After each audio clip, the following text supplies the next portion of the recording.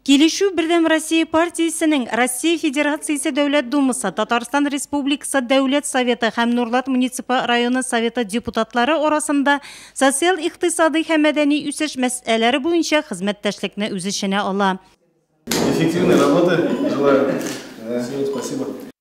Аннан Россия Федерациясы Дәүләт Думасы депутаты Айрат Хәйруллин Бірдем Россия партиясының Нурлат җирле бүлекчәсенең иҗтимагый кабул итү бүлмәсендә гражданнар кабул итте.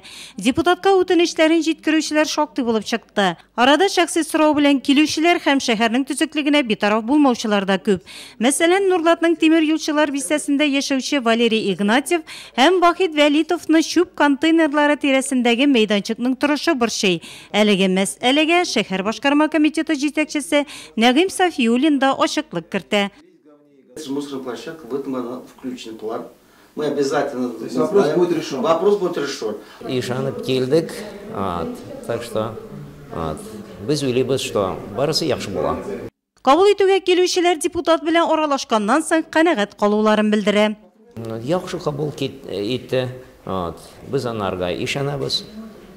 Мөрәҗәгатьләр күп, үтенечләр төрле, торак мәсьәләсе, авылларда спорт мәйданчыклары пай җирләренә кагылышлы. Депутат Айрат Хәйруллин һәр гражданның мөрәҗәгатен игътибар белән тыңлап, үз тәкъдимнәрен дә кертте. 16 елда сайланган дума яңа график белән эшли. Эш атна без Мәскәүдә эшлибез.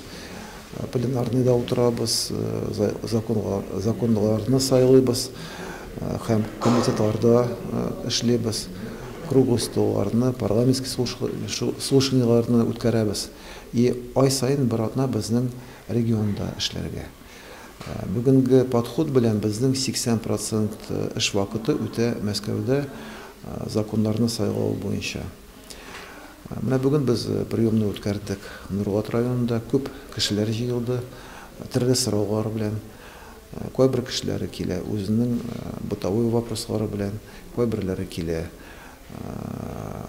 криминальный вопрослар белән дә.